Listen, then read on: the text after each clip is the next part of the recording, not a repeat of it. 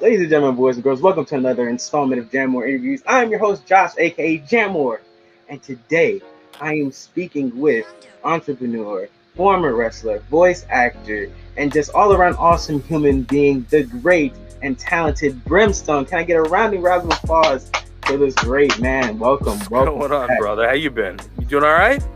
I'm doing okay. And look at that hat, brother. Jeez, look at you, styling and profiling. Looking like you're about to start Mortal Kombating over there with the what's that? What's I was just about to say that. I look like Kung Lao. So that movie's coming out next week, which is crazy. I'm so excited for that movie. I don't know how I feel about that, to be honest, but hey, we'll see. Well, no. We have to talk about it because, like I said, we're talking all things nerdy, wrestling, and just you in general. But if you're not excited for this Mortal Kombat movie, you're not a movie fan. Sorry. Listen, I'm not saying that I'm not excited for it. I'm not saying it's going to be awful, but I'm not excited for it because the thing is Mortal Kombat movies are similar to DC movies where they have all the potential in the world and then they wind up turning into crap. You know what I'm saying? So, I'm hoping for the best, and I'm hoping that it's going to turn out, good. But, take it a step further. I only found out that it was coming out maybe like 2 weeks ago. You know what I'm saying? Like, are you serious? Yeah.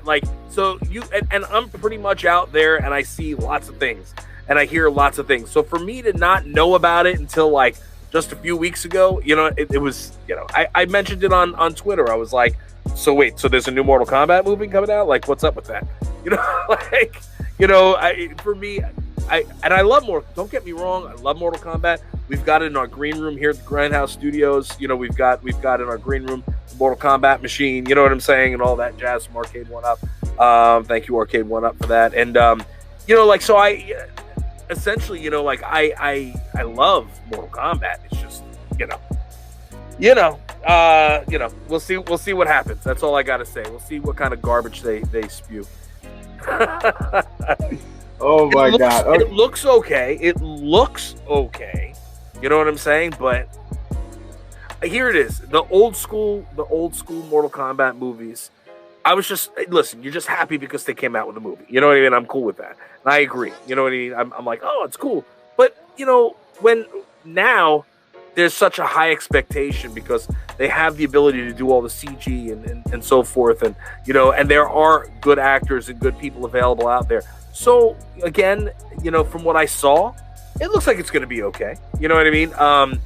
But you won't know until you actually watch it. Am I making sense? Yeah, I get what you're saying. I'm a big Mortal Kombat fan. Like, I just did a whole month dedicated to Mortal Kombat, speaking of Mortal Kombat people.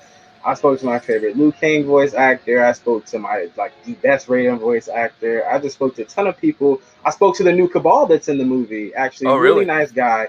Really, and Cabal looks amazing in the movie. I don't know if you've seen what he looks like, but I have not seen it yet.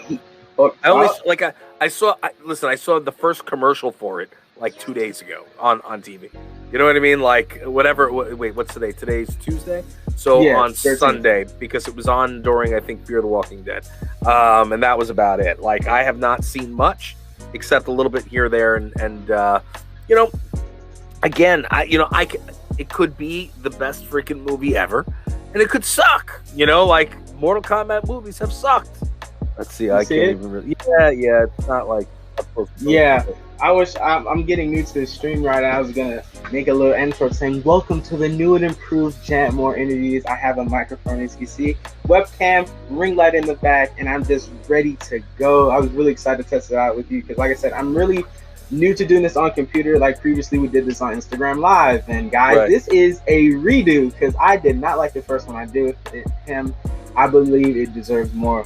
He deserves more respect, and that interview was not respectful at all. It was very bad. Not how we conducted it, but the connection was really bad, and I was just like, this is garbage. Like, this will only be on Instagram. No disrespect. I was really glad I got to meet you and talk to you because we met thanks to the amazing Tom Kane, who is always in my prayers, and I hope he's doing well with his battle going on over there. And I'm just really glad that you're on this new thing that I'm doing, and I'm really excited to design this and just go crazy. I'm so excited. So I'm geeking out.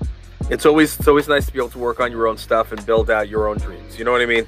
That's what it comes down to. You always got to work hard and put in, 200% of your energy into something that's going to benefit you in the long run. And a lot of people don't realize that. They think that that the norm is to go out to work a 9 to 5 and work for somebody else, and that's it. People don't understand the power that you have when you actually work for yourself and you're building your own brand and building your own business. So what do you call it? More power to you, brother. What do you call it? I'm glad that you're doing your thing.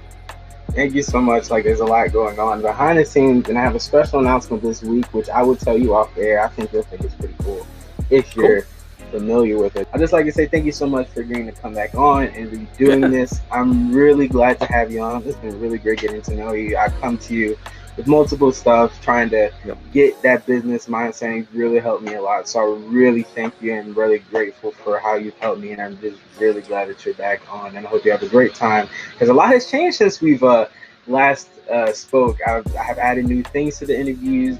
I conduct this differently. So I'm just really excited for you to see the new and improved me. So let's get into it. Cool. All right. Here. So some things fans might not know about you is that you appeared on Sesame Street and Romper Room as a child actor. What was that like? I mean, you're talking about, so you're talking about 41 years ago at this point. I was 5 years old, and I do remember certain things and certain aspects of both, more so Sesame Street than Romper Room. But I was a child actor, and my mother used to bring me out to the auditions and this, that, and the next thing. And Sesame Street was a lot of fun, because I was just I was infatuated with Sesame Street when I was a kid.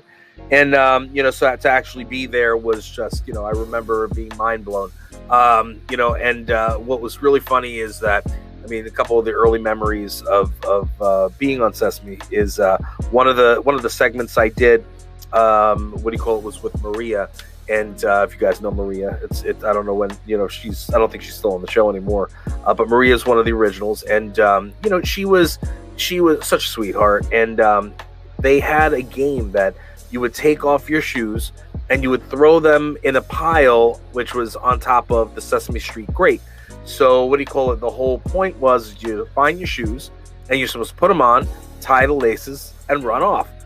Problem is that everybody else had Velcro sneakers, the Velcro things, and my mother had insisted on giving me shoelaces, and I couldn't tie my shoelaces at that point. So so first it took me forever to find my shoes because my one shoe was all the way at the bottom, and then I was sitting there and I couldn't freaking tie my shoes. So Maria helped me tie my shoe, and I stood up and I ran the hell off, and that was one of the memories that I have that stood out. And then another one was off screen.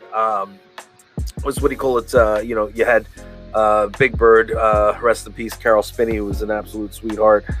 Pleasure to work with as a kid, and then a pleasure to work with and be friend again years later in our later lives. And Carol was he was just a true gentleman, very sweet guy. And I remember being backstage with my mother, and it was after we had filmed, and all of a sudden Big Bird's walking up to us, and I'm like, that's Big Bird. Big Bird's walking up to us. Oh my God, imagine 5 years old and the real Big Bird. You're on Sesame Street, you know what I mean? And here it is, and he comes over, and all of a sudden, the people help him, and they lift off the top half of the outfit, because it's a big Muppet, you know what I mean? So they took the top half off, and I'm like, oh my God, they're killing Big Bird. And then I'm like, oh my God, there's a man inside Big Bird, and he's still talking in the Big Bird voice. And I'm going, oh my God, what's happening? It was freaked me the hell out. So that I remember. And then I was just stunned, and he was sitting and talking to my mother. And then as he was finishing up, I was just watching him, and I was looking up at him because he's 6-7 feet tall, with the suit on. And I'm looking up, and there in the rafters I saw Snuffy, and I was like, oh my God, Snuffy's dead. They killed Snuffy. He's up in, so that was those are my earliest memories of of Sesame Street, and and I don't remember much of Romper Room whatsoever. I remember being in the room with the magic mirror or something like that, and that was about it.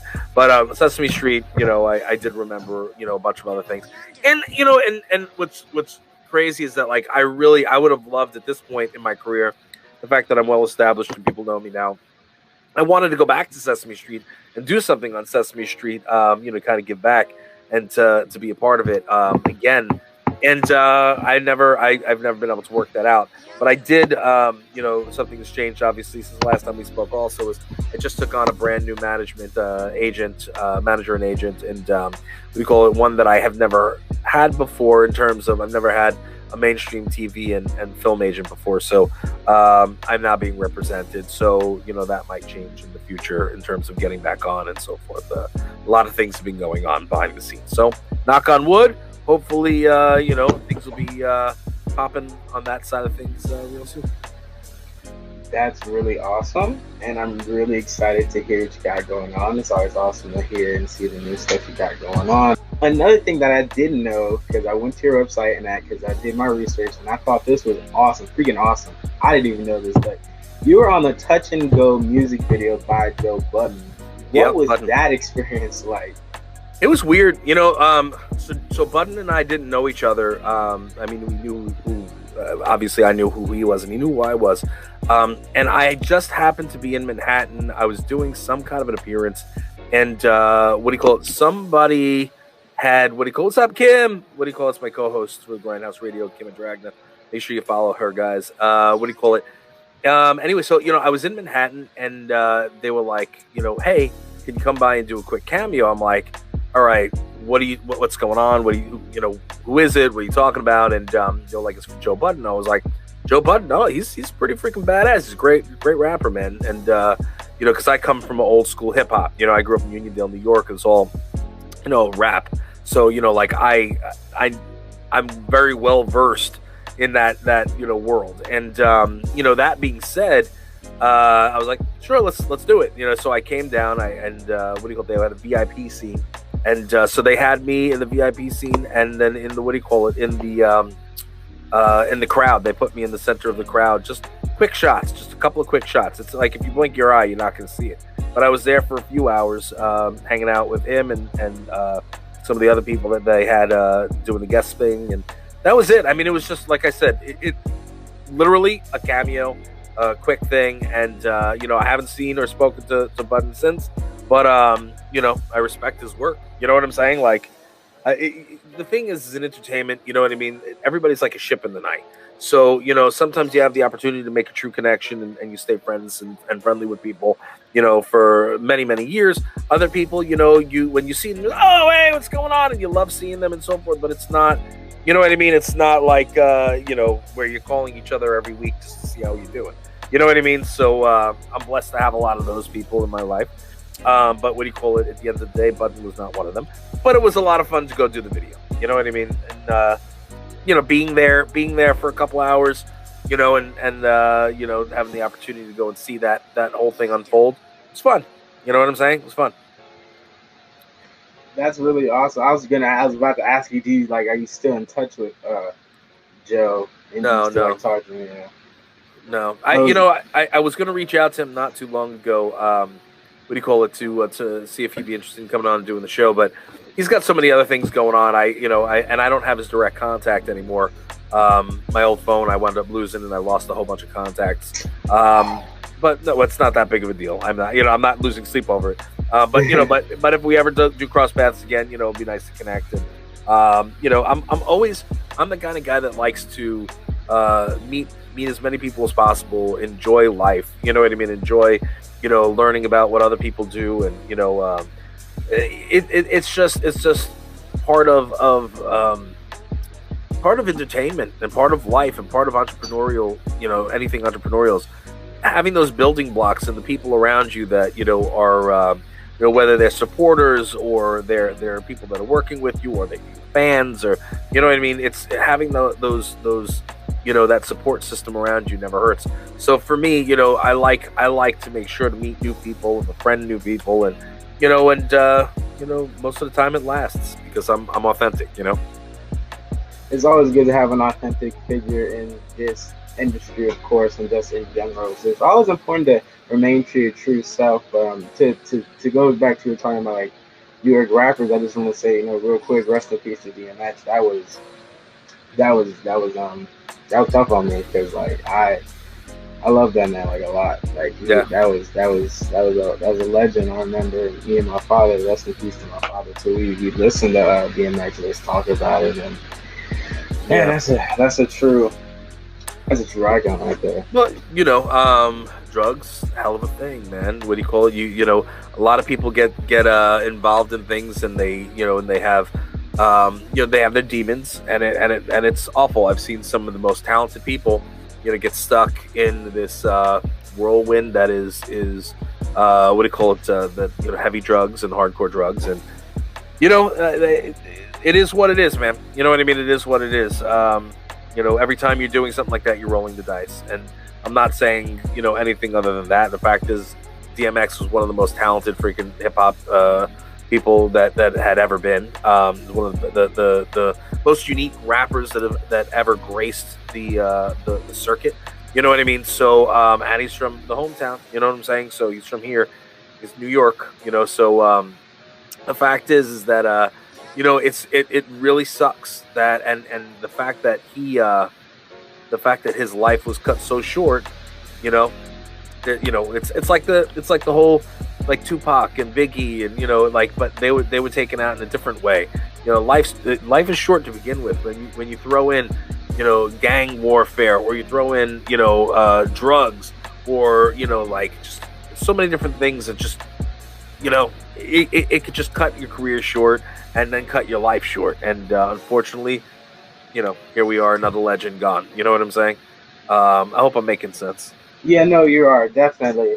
I'm a high school student, so I know tons of people who Yeah. do that stuff, and I see the effects on them and how I talk to them, and I'm just like, wow, like a lot has changed, stuff And like it's that. not just hip hop artists. Obviously, it's you've got musicians in general, radio people, TV people. You know what I mean? Models.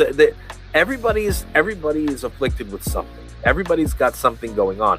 You might not know about it. I might not know about it. The world might not know about it. But sure as hell, something is going on. So it's you never know what somebody else is dealing with. So it's just, unfortunately, entertainment. You know what I mean? It's such a cruel world. You know what I mean? Because you're always being looked at. You know what I mean? In a good way, in a bad way, in good ways, bad ways. There's always somebody's looking at you, and they're staring at you, and they're literally ripping you to shreds. And you fart in the wrong direction, and somebody has something to say about it. You know what I mean? So, like, when you're under the spotlight like that, and you're under a microscope, people, even though they're in such a wonderful place in their business, on their personal life side, in their personal life side, it makes things a little more difficult, because look, we're just real people. We're regular people just like you. You know what I mean? And some people, they can't, they don't know how to cope with some of the things that happen, or the having that tough skin to be turned down time after time after time again. What do you call it? Or be harassed by media. There's so many different aspects of why people turn to the things that they do. And I know, I have a lot of friends that I've worked, and I won't name names, but a lot of friends, very big names, that I've helped through some rough times. You know what I mean? Because of rough patches, and once you're addicted, it's very difficult to stop. So I don't know exactly what it was that DMX, OD'd on, but obviously it was not something that was, wasn't weed. You know what I mean? So it was obviously something, and then he just couldn't pull through, and it's a shame, and we lost an icon. So that being said, hopefully people will learn from it. That's all you can hope for. And much blessings to him and his family. But to switch to a lighter note, this was really cool. What I also found out about you is that you originally wanted to be a comic book artist. What made you want to get into comic books? So when I was a kid, one of the things that I absolutely loved, like GI Joe was like one of my big things. Funny enough, I'm very close with Ray Park now, who was Snake Eyes. So but for me, like Snake Eyes was like my character. Like I loved Snake Eyes. I loved GI Joe, and I was really heavy into the GI Joe comics. And then from the comics, those comics, I went into like Marvel and the X-Men. Just really, I fell in such love with the X-Men, mainly the Beast. The Beast is my all-time favorite character. That was my nickname when I was a kid. I was the Beast. You know what I mean? And then when I was started dabbling in rap when I was younger, I was like the Beast, which was silly as all hell. But what do you call it? When you're a kid, you don't think about that. It's like and it worked because my real name is Will. So it was Will the Beast. So Will the Beast, anyway. So what do you call it? So that was, so it was somewhat clever, but, so ridiculous at the same time. At the end of the day, Brimstone, I think, is a much better name. That being said, for me, I used to love all the characters and, the characters being larger than life. And I would sit and I would draw, and I had like a couple hundred different characters that I drew, and I would sit there and I was working on the trade, and I remember one of the books I put together. I don't even know where it is at this point, but it was the Splatterpunks on Acid is what we called them, and it was a group of like 6 anti-heroes, and I had a whole bunch of other characters that were like the cooler characters that I really loved, and it was just it was awesome times. But I was a kid, and I wound up going to school, and I wound up falling in love with drumming. And then when I started drumming, that became my love, that and girls. And what do you call it? I mean, listen, at the end of the day, I was a ladies' guy when I was younger. And what do you call it? Girls or comic books? You know what I'm saying? But full circle type of a deal. Then years later, I wound up putting out Brimstone and the Border Hounds. I didn't draw it, but the concept and all the characters. So I did come full circle in the career, and I did go back to comic books, and I am the celebrity spokesperson for the Stan Lee Foundation. Stan was a friend of mine, and what he called. So that was everything did come full circle. So yeah, and with the GI Joe thing, that I'm very close with Ray Park, who's a good friend, and not to name drop, but I mean that's a full circle moment. So yeah, that's really cool. Yeah, Ray Park is Snake Eyes. Darth Maul, like really cool. That's really dope what you got to Snake Eyes is a really cool character. I'm excited for the movie that they're apparently making, like a spin-off Snake Eyes movie, but we haven't heard anything like from it yet, but I'm excited for that. Oh, I didn't hear anything about that, but that could be why I haven't heard from him. What do you call it? Usually we talk at least once every week, once every couple of weeks, and for the last month or so, that's been quiet. It could be because he's traveling, or it could be because he's filming and not telling me, so I'm going to find out, Ray. I'm going to find out. I'm going to whoop your ass if I find out that you're doing something that I should know about that I wouldn't be able to know about because I understand the NBA thing. It was the craziest thing. So GHR was doing a the Solo movie premiere. So we wound up doing like a big thing on Long Island, where we're from, and it was crazy because here we are, we're like, all right, well, Solo, blah blah blah, and then all of a sudden, Darth Maul comes on the screen. It's like, that son of a bitch, you didn't even tell. I got up in the middle of the theater and started yelling at the screen, and I called him, and he's laughing on the phone. I'm like, I can't believe you didn't tell me. He's like, brother, I didn't tell anybody. I'm like, no, you didn't tell me this. I'm very upset with you. And then what he called Daniel Logan, who's young Boba Fett, and they're very close as well. And Dan and I are very close. And he says to me, he goes, you didn't tell me either. It's like, I didn't know either, son of a bitch. But again, it's NDAs, and you got to keep it, especially in Star Wars universe. You got to keep things quiet, because everybody wants to find things out. So to try to keep things quiet, and they keep it under NDAs, under wraps, and that's just the business. I have so many NDAs right now that I can't talk about certain things that would spin your head. You know what I mean? But it is what it is. Yeah, NDAs are a tricky thing. I remember I was talking to, I believe it was David Sobolov, who's the voice of Shockwave in Transformers Prime, and a bunch of really good broad. If you watch The Flash, he's in that. and he was talking about an NDA one time he had. I'm pretty sure it was an NDA. I think it was like for World of Warcraft or something like that. He said in the NDA, he was like, they said, if you speak about this at all, you owe us $2 million. So don't speak on it, or you owe us $2 million. Yeah. So NDAs are very tricky and very something that you want to be very careful about.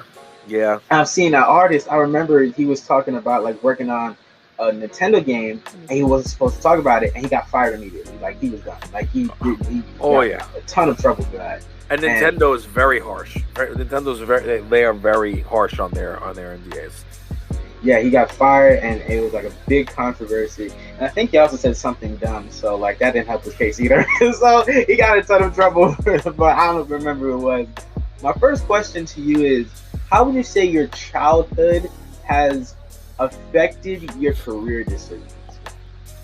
Well, I mean, I came from a lower class area. What do you call it? It was I lived with my mother. We were in Uniondale, New York, which is like lower to middle class. And then my father, because my parents are divorced, was in Dix Hills, New York, which was like very upper class. So I had the best of and the worst of everything. And don't get me wrong, I rolled with everybody, and I was happy being in Uniondale. It was actually uncomfortable for me to be in the richer area. I liked just being authentic me. I tend to find a lot of people that have grown up with a silver spoon in their mouth to be overwhelmingly annoying, because they don't understand what it's like to work for everything for your entire life. You know what I mean? And don't get me, I do very well. You know what I mean? So, but I worked for that. You know what I mean? There's some people that, they trust fund babies or, and so forth. And when you come from money, it's easy to make money. You know what I mean? So what do you call it? That's a fact. So, the thing that I learned, at an early age is, I learned the best of and the worst of, so I had the best of both worlds. So I was a young kid, sitting and fighting and scrapping in the streets, you know what I'm saying? And being the only white kid out there, and then, flipping and going to, Whitey White Town, you know what I'm saying? Where it was like, all right, well, this is interesting where, but what the one thing that is still the same, going back to, the whole DMX thing is, what do you call it? Drugs are everywhere. The bad things are everywhere. What do you call it? They're just paying more for them in certain areas. You know what I'm saying? Like, you know what I mean? Like it's all the same. It's just, how much money is going around. But that being said, my mother always taught me to give back. She was the mother in the area. I actually spoke about this earlier on a different interview that I did. I had 3 interviews today, you being one of them. And what do you call it? The one earlier, and I spoke to them about, my mother was the person that everybody knew in the neighborhood. They all knew her. She was the woman that she always had not like the crazy lady giving out candy, but they were people that were friends of mine and so forth.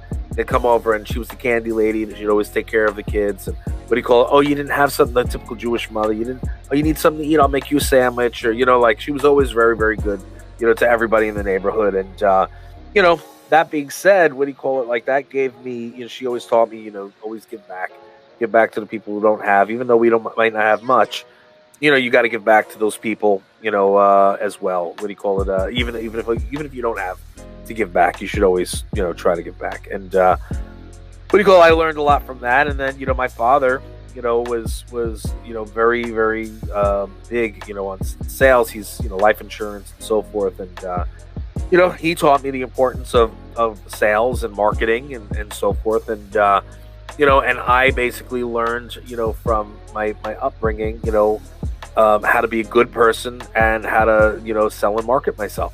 So I think that really did shape my future career, because, when I was starting just in music in general, I knew, like, all right, well, we have to have something that's brandable. We need to do something that's that we can market, and music was very successful, and, I was the drummer though, so I was in the background, you know what I mean? I was in the background, but I was always at the forefront, you know what I mean? Everybody knew me.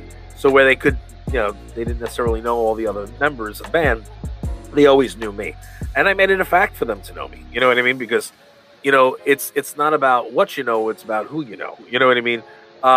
But you also have to have talent to make sure to get to that next level. So don't think it's just a fun fest of meeting everybody that's important and then thinking you're going to do something. You still have to be good at what you're doing. You know what I mean?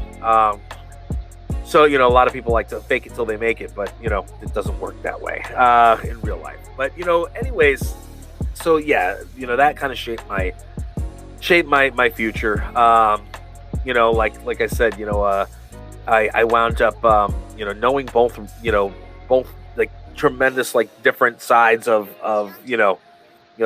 rich and poor / middle class, and it was very important for me to learn. You know what I mean?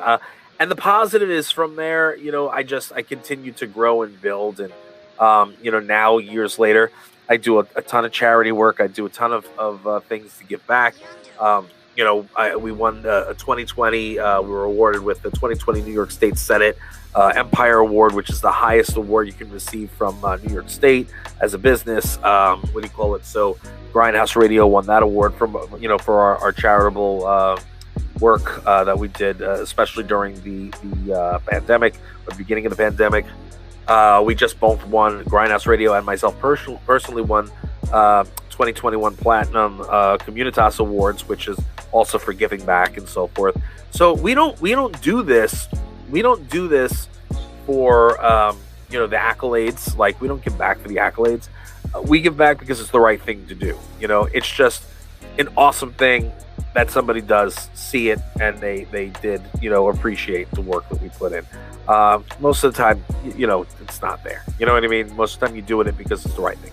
I always try to give back. It's very important because I don't like seeing people in I don't like seeing people in down positions, or like sad or upset or hurt.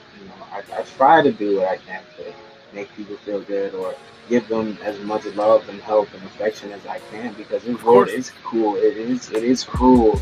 And there's a ton of stuff that goes on in people's lives that you don't know about, and there's a ton of stuff that you're just like, oh my God, like, my God, did you hear about that? Like, there's so much going on, and we're gonna definitely talk about it to the near end with the question I always ask my guests. But it's always important to be kind and to give back, and to just let people know that you're there and that you're listening, and that you genuinely care, and that it's not fake, and that you're just doing it to do it. Like, be genuine with what you do, and that just goes back to being an authentic person and leaving an impression on people.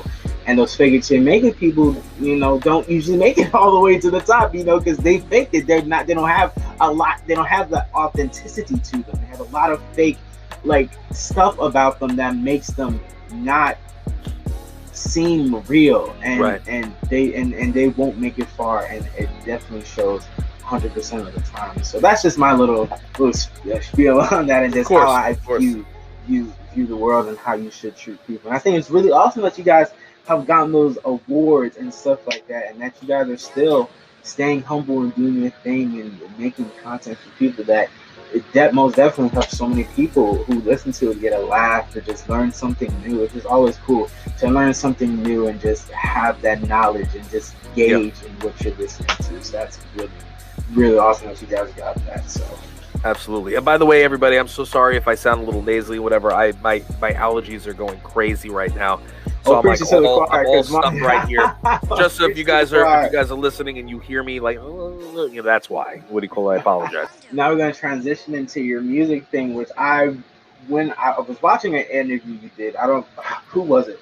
I watched it before we got on, but I believe you were talking about how in the music you did a lot of it. Like you said, your father taught you early on about the importance of marketing yourself and sales and stuff, and how you really helped the band. So just talk a little bit about like your time making music and that experience.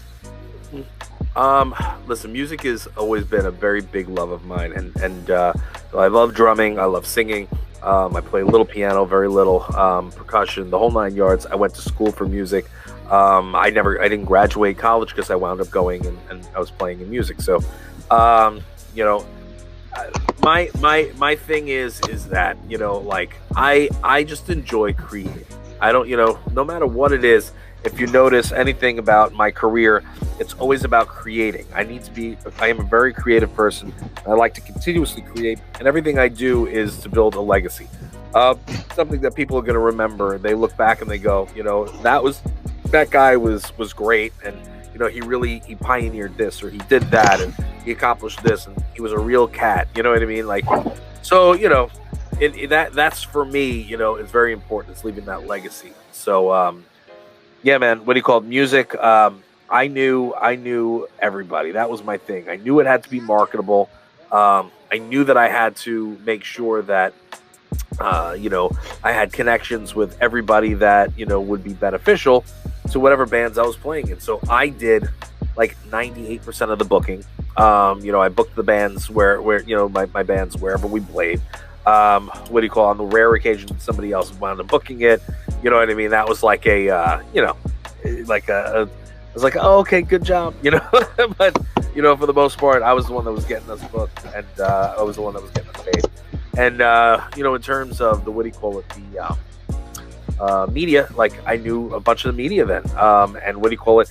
That's very important because essentially, you have to be seen to be heard. You know what I mean? As weird as that sounds, you got to be seen to be heard, and just still to this day, doesn't matter how many followers I have, how many people that listen to me on air, how many people watch or play the games that I'm in, or that doesn't make a difference. You still need to continuously be out there and meeting with new people and gaining new followers and new fans. Because it never ends. You know what I'm saying? And so like back then with music, it was the same thing. And I actually was blessed enough to have a good portion of the people that followed me in music followed me over into wrestling. You know what I mean? When I went to pro wrestling. And then from pro wrestling, people followed me over into, acting and all that jazz and the comic books. And then, later on coming in and supporting GHR. So it's a real important thing that when you're out there, if you're building a brand, to make sure you're connecting with people. You have to connect with people, not just people that are going to do something for you, but people that are in the general public that, will support you and watch what you're doing and care about what you're doing.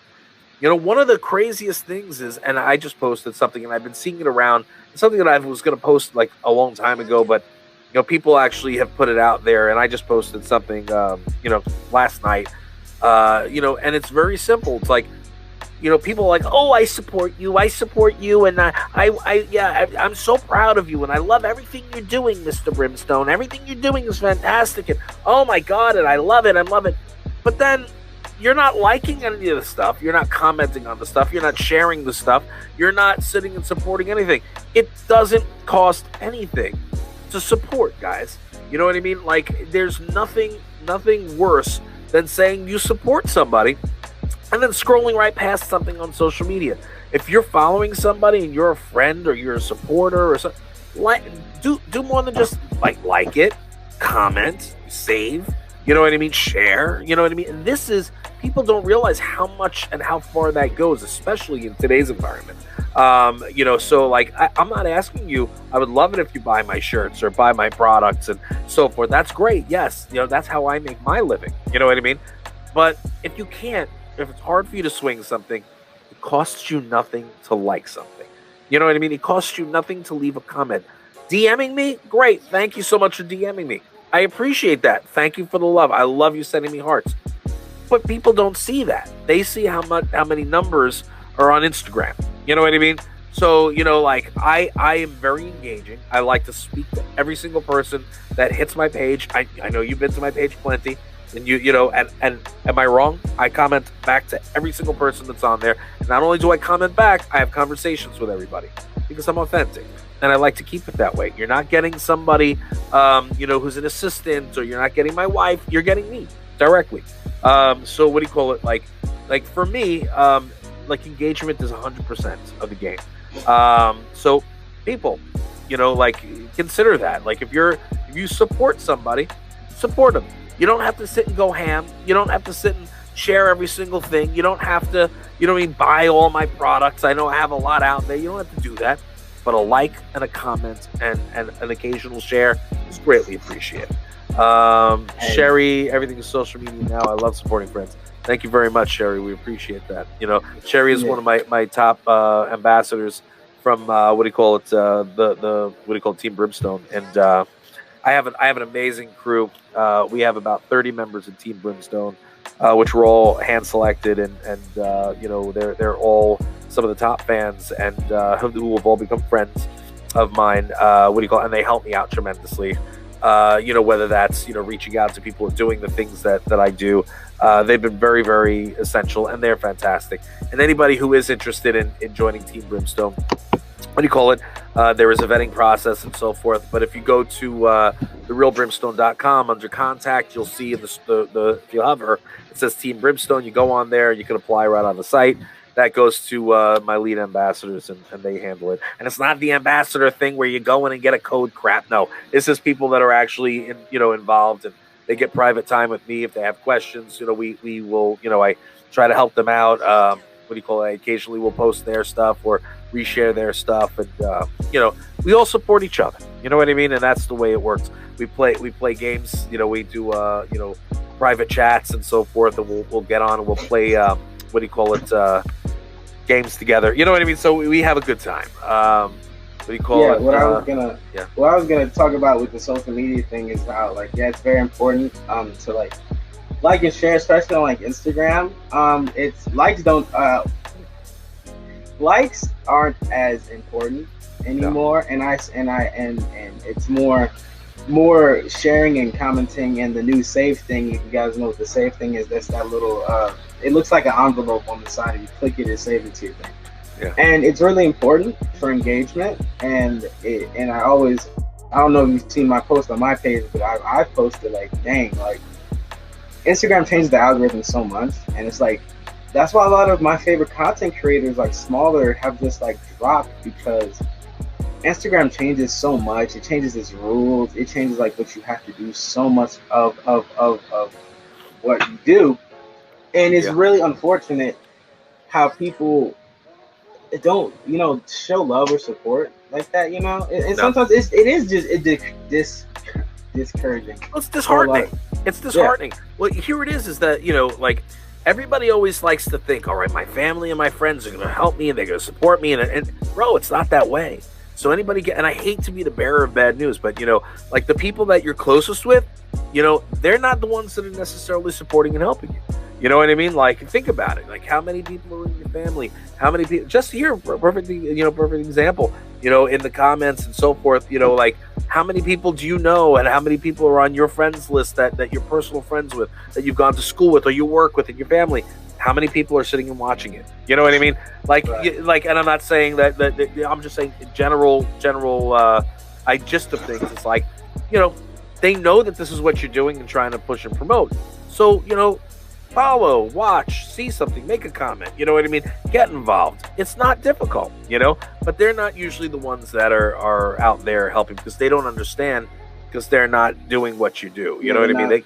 They're not in the world, and it's right. What we're talking about is foreign. You know what I mean? Right. The algorithm and liking and telling them what's more important. It's is foreign. They don't know what I'm talking about. I could be speaking gibberish to them, and they're okay, they wouldn't get it. They don't care. They're all right, I just want to see what you ate for lunch yesterday. You know what I mean? Right.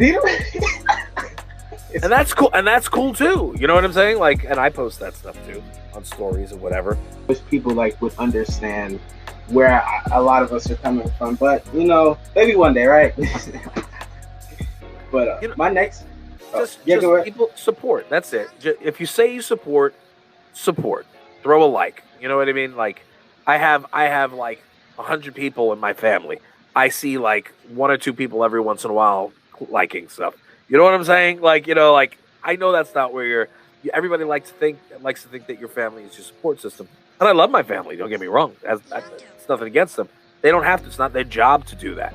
But when you're getting into stuff, you're all right, well, I'm definitely going to have, this many people are going to support and so forth. And then they just, I don't want to give I want people to be realistic about it if they're looking to get into the industry, Right, that's I completely agree. But I was gonna ask, like, why didn't you continue with the music? Like, what happened there for people who don't know? I got sick of a 5-way marriage. That's, I mean, plain and simple. When you're in a band, you're in a 4-way, 5-way, 3-way marriage. And for somebody who's been married twice, what do you call it? Although my current wife I've been with for almost 20 years. What do you call it? So, and I love my wife. The fact is that being in a 1-way marriage is difficult enough. You know what I'm saying? When you're going into it, you're with partners. Kim, I don't know if Kim's still in here. Even with Grindhouse Radio, I have 3 partners, aside from myself, so there's 4 of us. And even that, there's different, ideas and this and that and the next thing. And, so it's hard sometimes to be in that kind of a situation. You know what I mean? And you have to be able to work with that.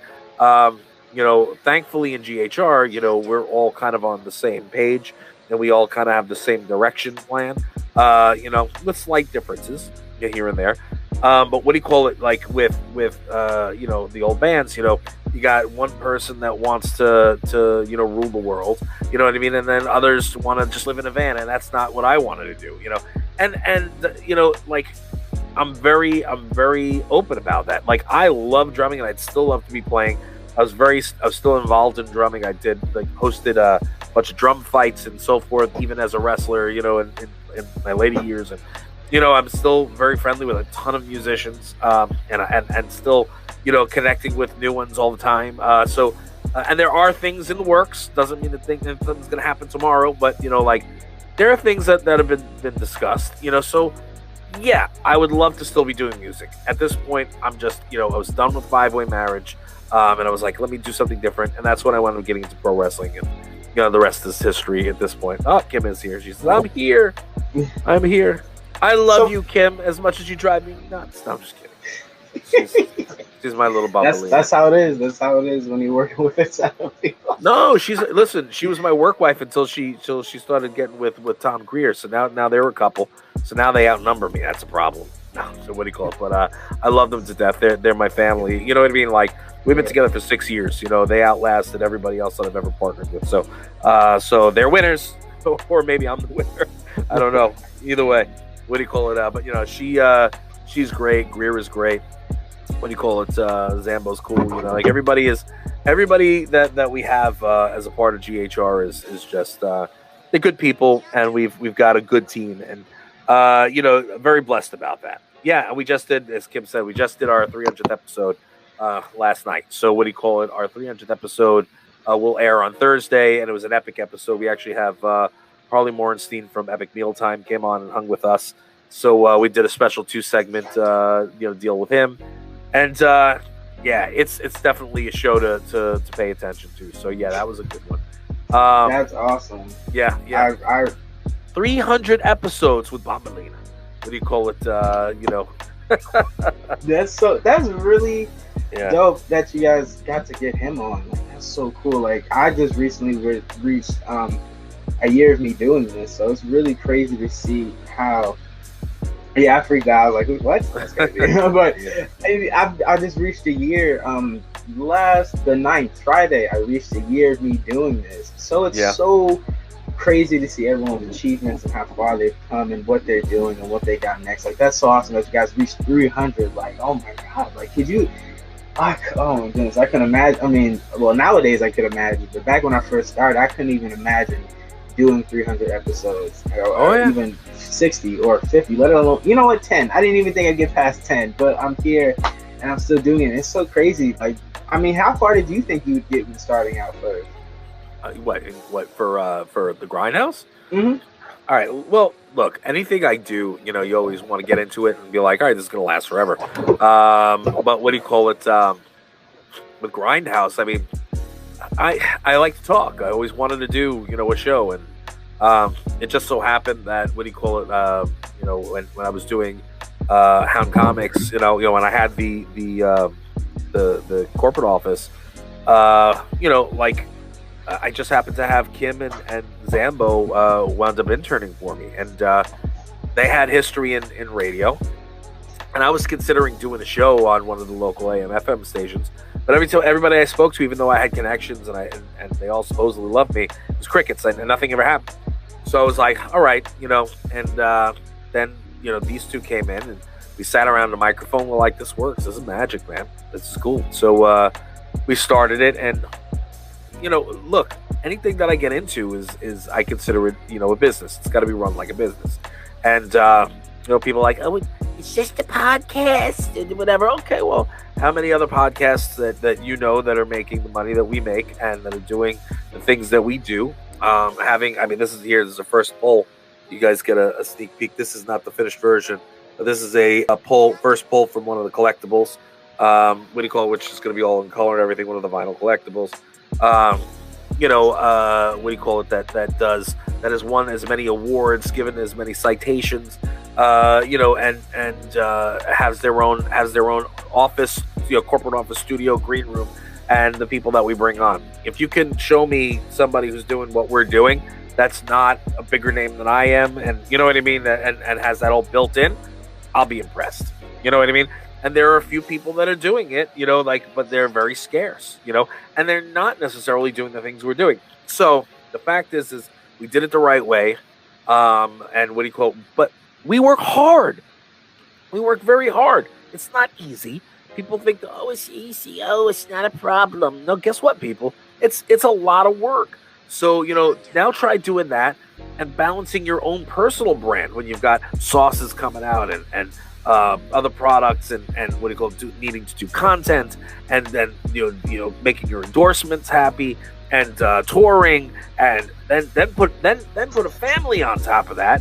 And I have a wife and 3 kids. Now put that on top of that, and you tell me how much you're going to get done and get accomplished. You know what I'm saying? Like, so it's a lot of work, and and I bust my ass. But our team is great, and we have a great product. And I think that's what has given the longevity, is the relationship between everybody involved, and the fact that we work twice as hard, if not 3 times harder than anybody else out there. I mean, completely. I mean, I'm doing my own thing. Like, I have school, and then I have stuff I want to do on my own time. Like, I want to practice guitar, and then I want to balance that, and then I graduate in a month, which is crazy to think about. It feels like I started high school like freaking yesterday, but I graduate soon, and I'm getting new equipment, and I'm trying to set that up. So, like, it's a lot to, like, balance and deal and, like, make good and make a great, good product that people are going to love and want to come back to time and time again. And editing, oh my God, don't let me get started on editing, because that is such a pain sometimes. Like, I love making them look good and sound good. Like, I'm gonna edit this and make it sound crisp and good and add all the bells and whistles to it. But you just, sometimes you get so tired of it. You're in the middle of editing or cutting something together, then your head starts hurting, or you're just like, man, I'm getting tired of staring at the screen and doing the same thing for like 30 minutes to like an hour or 2 hours plus, depending on the length of the video, because some people might get it messed up because our video, like you're doing an hour video, this is going to be an hour. It's going to take me like 2 hours, 2 hours and 30 minutes to edit. Like, it takes so much time to get right. You want everything to be good and sound great, and it takes so much out of you. Like, sometimes I just was like, I don't want to do this anymore. I'm so tired. I just want to go get something to eat, but I have to edit this so it comes out in a timely manner where people still care about it. You know what I mean? Right. Yeah, I have the luxury of having, my partners are all, gurus when it comes to all that stuff. So, like, Greer and Zambo do, a very good portion of the editing. And then we have our engineer, Alex DePonte, who does, a bunch of the editing. He does all the editing on within Brim Skin, which is my rant show. And what do you call it? And then, Tom is a beast. He's been doing Truly Inconsequential. He does all the stuff for Live and Uncut for GHR. And he also does Magic Kim Tom that him and Kim do, talking about the, what do you call it?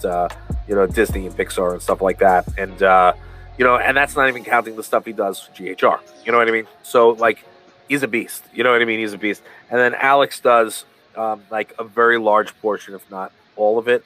He does at least 98% of my vocal work in terms of when I'm doing anything internally, doing voice work.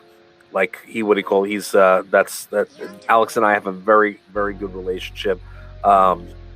And we have a very good working, thing going where he knows how I like to be portrayed and how I, he's incredible. He'll go in there and picks like a breath out that you'd never heard, but he's an audiophile. You know what I'm saying? So but I sit here and like with him, like when we're editing stuff, like I'll try to listen and help out and so forth. But you can't sleep on editors, man.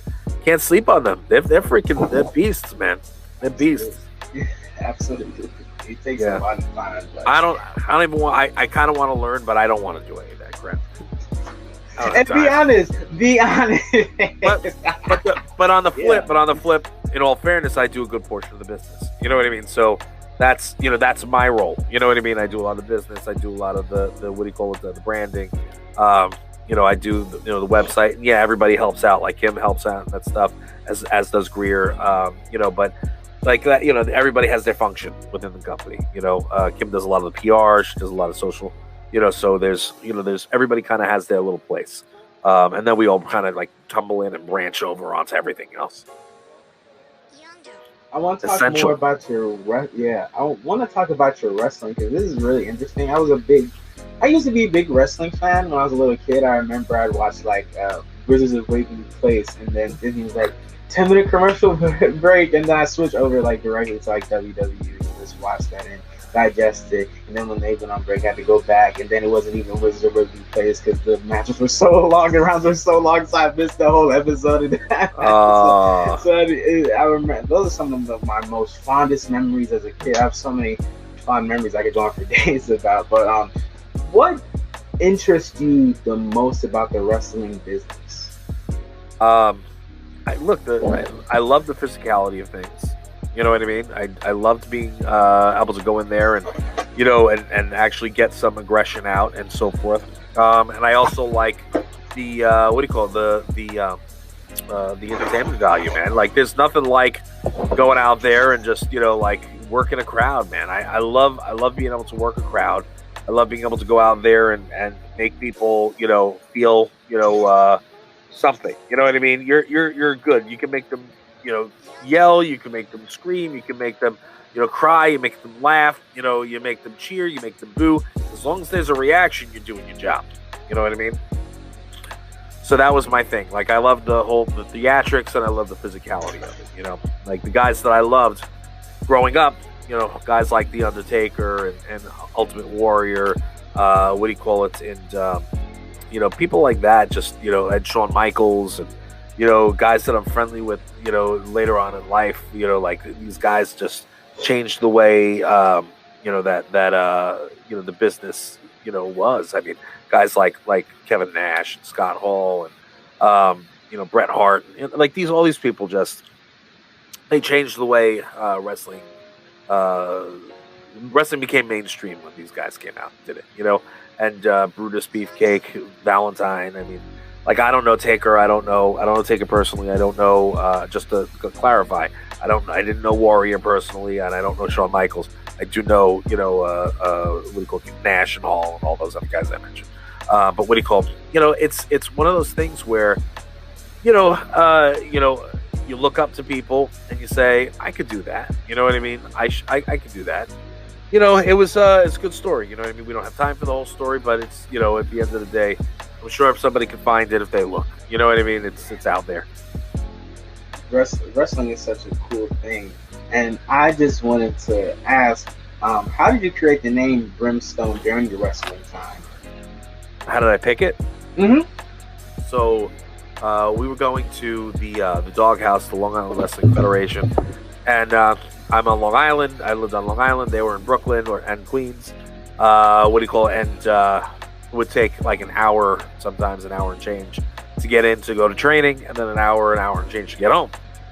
So, I always thought of marketing and branding. That was always number one in my book. I have to make sure to think of something that's good. So even though when you first get into wrestling, you really shouldn't be thinking about a gimmick. You should be thinking about learning and the trade, you know what I mean? And then thinking about a gimmick. I did it backwards. I was like, I need to think about what's going to be most memorable, what's going to be most marketable. Came up with like 1,000 names and change. Then I came down to like the top 500, the top 100, and every single time Brimstone was there, got it down to the top 10, and that's the name that just really shot out at me and I was like, that's it, man. It's memorable, it's marketable. Even if you don't know who I am, you think you do. And what do you call it? The positive is that like the name I can do a lot with, and obviously I have. What do you call it? So that's for me that was a big thing. Pulling up your Twitter right now, if I could find it. So you see it, right? Yeah. Okay. So your name there is Entrance to Hell. What is that, and like, what is that all about? So what do you call it? Before, all right. So when the internet was new, remember, the internet, has become a big thing. Since you guys are young, the internet's always been here. The internet wasn't a thing when I was a kid. So years later, when I started doing, I got the name Brimstone and what do you call it and so forth. I never went on and got a website to begin with because it was really expensive at that time. And, like, I didn't think about it. I was like, all right, well, who needs a website? What's a website? So some kids wound up buying the website name. And so I lost my brimstone.com. And the people went on, and before I knew what Twitter was, they went on and they took the Brimstone name. You know what I mean? Somebody went on and did that with Instagram. Facebook, they did it too, but Facebook, they were able to give me the name. They took it from them. They gave it to me. Not everybody does the intellectual property thing, and respects that. But, like right now I finally decided with Twitter that's an issue for me. So I actually put it in. There's a law thing going on right now with Twitter, going after them to try to give me my Brimstone name. And to verify me, because that's the only place I'm not verified is Twitter. Oh yeah, sorry not to cut you off, but I was like, why are you not verified on there? Like, you have enough followers, and there's some people who are on Twitter, and I think Twitter's verification process is so weird because I know some people with like 1,000 followers who are verified, 700 like that are verified, and people with like 40,000 plus, and one of my favorite voice actors has like 20,000 plus, and he can't get verified. So it's so weird how that process works. Yeah, the process, humans were not doing the process. It was going through like computers and what do you call it? And the thing is like, so back to the Entrance to Hell thing, and then you can move forward back to the Twitter thing. So Entrance to Hell is my finisher, Zabulba, the Entrance to Hell. What do you call it? Which I got from a D. Snyder movie, Strangeland. Zabulba was the name of the club, and the name of the club is Zabulba, the Entrance to Hell. So what do you call it? So that was, I think, Brimstone, guy from hell, whatever. It's a gimmick, guys. It's just a gimmick. I'm a Jewish guy from New York. What do you call it? We don't even believe in hell. So that being said, we did our thing, and but since Brimstone wasn't there, I was like, all right, well, it's wrestling, and I didn't think forward, which normally I would do, and I wound up doing Entrance to Hell. I owned entrancetohell.com. I still do. So if you go to entrancetohell.com, it still goes to my website, but I rebuilt and I rebranded my entire site. Last year, I took it over myself. I was done, having other people handle my websites. I needed it to be current and on point, so I wound up doing the entire thing myself. What do you call it? So I went on and I set that up, and now I run my site 100%. And what do you call it? But Entrance to Hell was the site. Finally, I just said, you know what? I still can't get Brimstone. I tried getting Brimstone, can't get it. From the people, I don't know why. I can't go with my intellectual property there. But regardless, I have therealbrimstone.com. So the Real Brimstone is too many letters for Twitter. So what do you call it? So I have the Real Brimstone without the E, but I don't use that obviously because it doesn't make sense. So right now, Entrance to Hell, back onto the Twitter thing. Entrance to Hell, since it's not Brimstone and it's not my real name, I think that's one of the problems, that their algorithm for their their bots that check out how the verification process is working. I believe what was happening is that it's it's getting confused. So that's an issue. So right now, I have a legal thing out with Twitter, and I'm waiting to see. Hopefully they'll award me Brimstone, and then I'll just switch it from Entrance to Hell to Brimstone. It also causes an issue there because there are a lot of people that fake account me. It's like Twitter. They have so many people that use the platform. Nobody's paying attention. You know what I mean? They're looking at bigger fish. So like, when people are impersonating me, it's not as big of a deal as if they're impersonating The Rock. You know what I mean? So, so they don't care. You know what I mean? They don't care. We'll see. hopefully they'll take a look and they'll make the right decision. But we don't know. They gotta do the right decision. I mean, Everybody's tried to. I've had people that are big players that have tried to have me verified, and even that, it's like never happens. I had so many people that have tried to put in for me, and just never happens. So we'll see what happens now moving forward. They're supposed to open it up again soon, and I have a couple other feelers out there. But you know what? It doesn't make or break me. It just helps. Yeah, absolutely. Everywhere else, though, you go to Facebook. It's facebook.com/Brimstone. I'm verified on Facebook, verified on Instagram. I'm verified on Giphy. We have GHR has over 1 billion uses of our GIFs. You know what I mean? Which is insane. And anywhere you look, I'm verified everywhere except for Twitter. So it's like, come on, man. Anyway.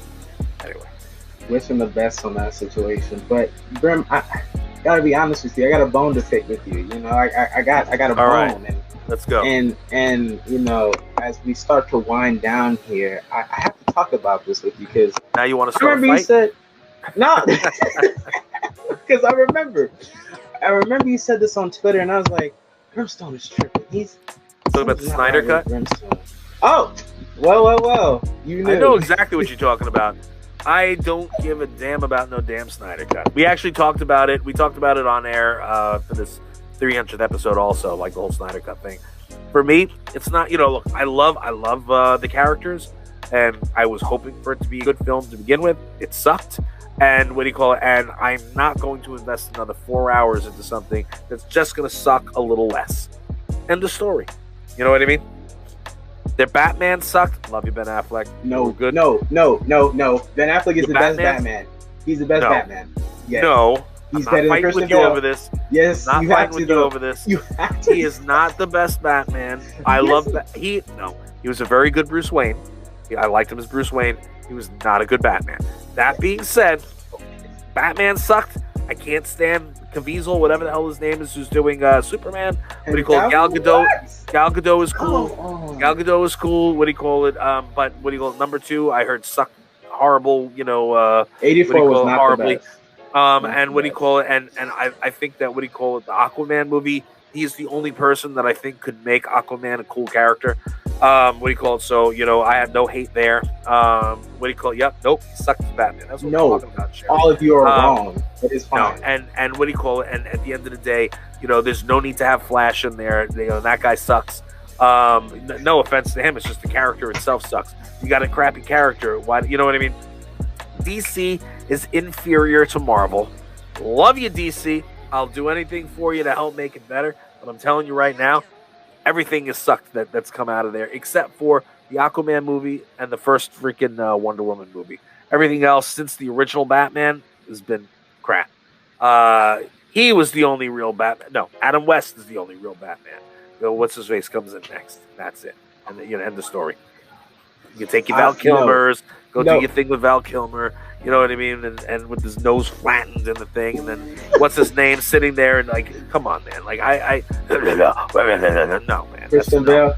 No, yeah, that's what I was about to say, because I was gonna say if you prefer Christian Bale to Ben Affleck, I'd have to roast you because Christian Bale is not. No. But I didn't like Ben Affleck in that. He did. Ben Affleck didn't do an awful job. But he wasn't a good Batman. He was a good Bruce Wayne. He was a great Bruce Wayne. Probably one of the best Bruce Waynes. All right? But, at the end of the day, the sad Batman thing didn't do it for me. And, and as sure as hell, what's his face? Robert Pattinson is going to be the worst freaking Batman of all time. Freaking flat-faced, stupid-looking mofo. I'm sorry. I have no love for that guy. I don't know him personally. You might be one of the sweetest guys ever. But I'm just not feeling you, bro. Not feeling you for Batman. I don't like him in anything that he's done. The Twilight movies, it is what it is. It's that pansexual look, I guess, that everybody happens to love. That's it's not an insult. It's his look, I guess, is very for the new generation. They like his look and so forth. And that's why he's done so well and done so much, because he's got a look that people seem to like. His acting sucks. You know what I mean? Brim is dissing everyone. Listen, Brim, please watch Zack Snyder's Justice League. I will. Okay, listen. Let me tell you why you need to watch Zack Snyder's Justice League. Oh, all right. You need to watch it. You want me to watch it? Yes. No, I'm not gonna do it. And yes, Adam West was the best. He is, and I loved you, Adam, so much. I miss you. What do you call it? You got to meet him too. He was another friend of mine. Yes. Wow. Yeah. No, Adam West. I got stories, but I can't talk about them. In public. But what do you call it? But Adam was a great guy, one of the best people. Burt Ward's a good guy too. Again, being around as long as I have, you get to make a lot of real, interesting friends. And again, back to these other guys. I have no hate for Ben Affleck. I have no hate for what's his face, Pattinson. I have no hate for any of these guys.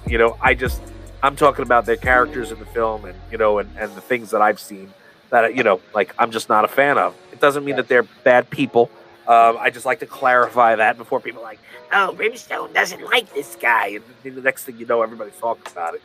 That's not the case. I just don't care for him as an actor. That's it. Ben Affleck is a good actor. When he's not doing G Lee and some other stuff. But he's fantastic in a ton of the films that he's done. Otherwise, he wouldn't be where he is. He's a great actor, and anybody from the View Askew universe is a friend of mine. I'm very tied in with him. So, I'm extended love to him. But you're all right. Don't worry. You're gonna watch it one day. It's fine. You're gonna watch it one day. But now we're gonna get to awesome. We could do this with you. It's called Weird and Wacky. It's where you have 1 minute to answer a series of random and wacky questions. No one has gotten to a record of 15 questions, although the current champion, Simon Norfleet, has answered a record of 14 questions in 1 minute. Do you think he could be the new championship holder? If I could breathe. I'm struggling here. I know, but how's he there? Yeah, I'm so sorry. I'm all congested. Yeah, let's try it. All right. Where's my timer? Oh, I do it. Oh, so you're gonna? Oh, so okay. No, I'm saying, am I gonna be able to see the timer? No, yeah, I don't know how to do. Hold on. Actually, can I do it? I don't think I can. Don't worry about it. All right, let's go. All right. I'm gonna start the timer in 3, 2, 1. Longest time period without taking a shower. 2-3 days. Least favorite food. Least favorite? Snails. Escargot. Least favorite song. Least favorite song? Anything by Kanye West. An underrated song that you think deserves more attention. Let's see. Zoom, zoom, zoom, da boom, boom. Favorite movie. Young Guns. A video game you wish you were in. A lot of them. What's one dumb thing you did as a kid? Oh man, I can't say that. I peed and gave it to somebody. Dumbest thing you did recently? Told my wife no.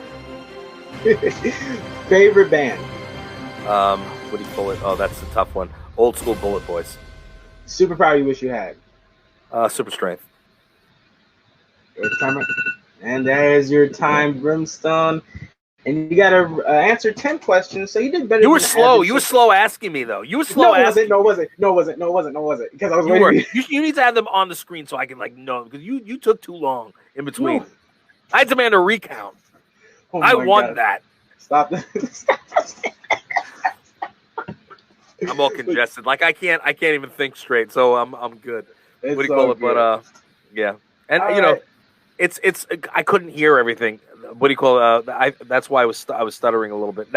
I lost. It's okay. But I couldn't hear when you said. I wasn't sure if you said my favorite song or my least favorite song. And I couldn't hear the whole thing. But what do you call it? Regardless, it's not an excuse. I lost. It's okay. I will demand a recount another day, and we'll try it a different time. Yeah. And what do you call it? So there you go. All right. Well, Brim, I know you gotta head out, and I don't know how much time you have left, but I just want to say thank you so much for coming on. I hope you've enjoyed your time here. I'm really glad we got to do this review because, like I said, you deserve a better platform with better screens and cameras and bells and whistles, and now you have it. So thank you so much, and I will speak to you again soon. Have an amazing rest of your day, guys. Thank you so much for joining me. What would you like to plug before we head out? therealbrimstone.com. Make sure you check it out. Hit me up on all the social media. Follow me. Engage with me, people. And also make sure you hit thegrindhouseradio.com. Remember our 300th episode. It's an epic episode. Make sure you tune in Thursday at 7 p.m. Eastern Standard to anywhere you listen to podcasts or thegrindhouseradio.com. All right, guys. See y'all later.